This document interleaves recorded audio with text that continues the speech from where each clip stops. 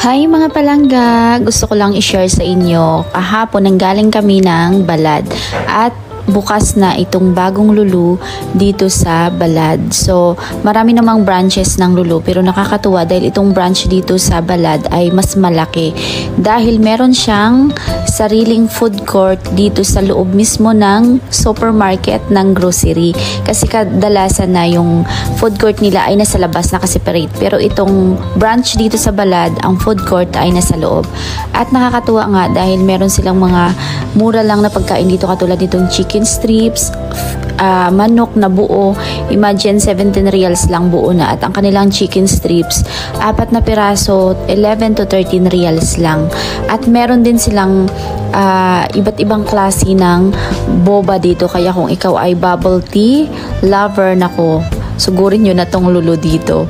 Nagtry nga ako nitong bubble tea nila. Ang sarap ng flavor nitong tapioca na bubble tea. Ito yung purple.